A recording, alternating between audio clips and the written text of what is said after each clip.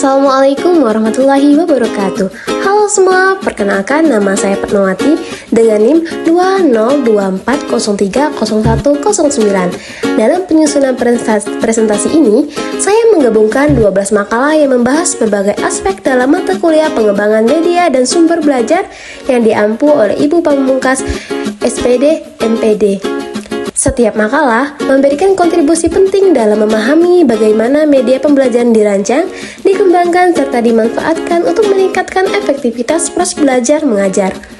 Melalui penggabungan ini, saya berharap materi yang saya rangkum mudah dipahami sehingga mampu memberikan gambaran menyeluruh mengenai konsep, prinsip, dan praktik pengembangan media serta sumber belajar di lingkungan pendidikan. Presentasi ini tidak hanya bertujuan menyampaikan inti dari masing-masing makalah, tetapi juga menunjukkan keterkaitan dan kesinambungan antar topik yang mendukung tercapainya tujuan pembelajaran dalam mata kuliah kali ini. Yuk kita simak materinya ada apa aja? Materi yang pertama, pengertian media. Media pembelajaran atau institusional media adalah segala sesuatu yang dapat menyalurkan pesan, merangsang pikiran, perasaan, perhatian, dan kemampuan peserta didik sehingga dapat mendorong terjadinya proses belajar. Sedangkan pengertian sumber pembelajaran adalah segala daya, manusia, data, alat, teknik, dan lingkungan yang dapat digunakan oleh peserta didik baik secara terpisah maupun terkombinasi untuk memfasilitasi belajar dan mencapai tujuan instruksional. Pembahasan kita selanjutnya mengenai komponen media dan sumber belajar yang terdiri dari 4 pilar. Pilar pertama yakni pesan, yang merupakan informasi, materi, atau isi pelajaran yang disampaikan. Kemudian yang kedua, orang, yakni guru, siswa, dan narasumber. Pilar ketiga yakni alat atau bahan, yang merupakan perangkat keras dan perangkat lunak yang digunakan untuk menyajikan pesan. Dan pilar yang keempat atau yang terakhir yakni teknik atau metode, yang komponen ini merujuk pada strategi atau cara yang digunakan pendidik untuk memanfaatkan alat dan bahan. Materi yang ketiga ialah tujuan pengembangan media dan sumber belajar yang terdiri dari 5. Yang pertama, menyampaikan informasi secara lebih menarik dan efektif. Yang kedua, membantu siswa belajar lebih mandiri. Yang ketiga, mempermudah guru menjelaskan materi yang kompleks. Yang keempat, menyesuaikan media dengan kebutuhan siswa. Kemudian yang terakhir, menyediakan sumber belajar yang relevan dan mudah diakses. Fungsi utama media pembelajaran terdiri dari 4. Yang pertama ada meningkatkan motivasi dan minat belajar. Kemudian yang kedua, mengatasi keterbatasan ruang, waktu, dan indera. Yang ketiga, memperjelas dan memperkuat pemahaman. Dan yang keempat, mendukung pembelajaran mandiri. Pembahasan materi selanjutnya mengenai jenis-jenis media pembelajaran yang terdiri dari 4 pilar. Yang pertama ada media visual, yakni mencakup gambar, grafik, foto, diagram, poster, peta, dan slide. Kelebihan dari media visual ini yakni konkret, menarik, dan memperjelas konsep. Kemudian ada media audio, yakni mencakup rekaman suara, radio, dan podcast. Kelebihan dari media audio ini yakni menguatkan keterampilan dalam mendengarkan. Kemudian ada media audio visual, yakni mencakup video, film, dan animasi.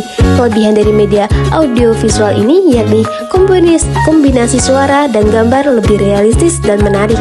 Kemudian yang terakhir ada media digital, yakni mencakup aplikasi edukasi seperti e-learning, kuis online, dan simulasi. Kelebihan dari media digital ini yakni interaktif, fleksibel, dan bisa diakses dengan mudah.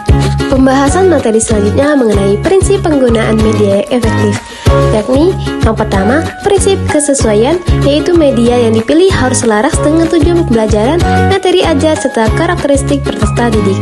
Kemudian ada prinsip keterpaduan, yakni media tidak boleh dipilih atau digunakan secara terpisah dari strategi pembelajaran secara keseluruhan. Kemudian ada prinsip kemenarikan, di mana media ini harus mampu menarik minat dan perhatian peserta didik. Kemudian ada prinsip interaktivitas, yang menekankan bahwa media pembelajaran sebaiknya mampu menciptakan peluang bagi peserta didik untuk terlibat aktif dalam proses belajar.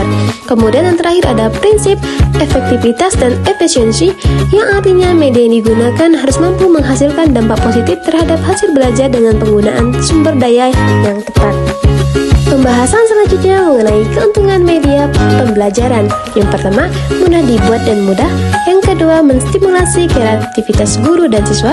Yang ketiga, membuat pembelajaran lebih menarik dan bervariasi. Yang keempat, mempermudah pemahaman materi.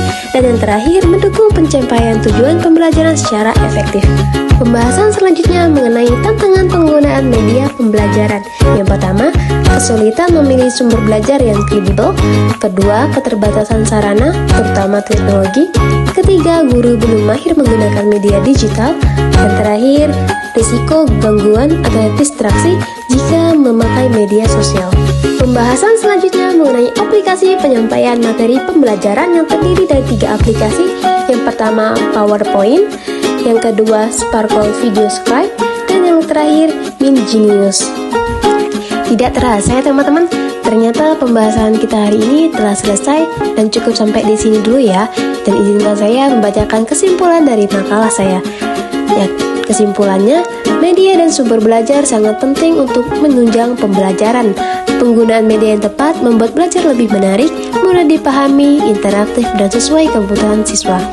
Guru harus mampu memilih media berdasarkan tujuan, karakteristik peserta didik, materi, dan fasilitas agar pembelajaran berjalan efektif dan bermakna.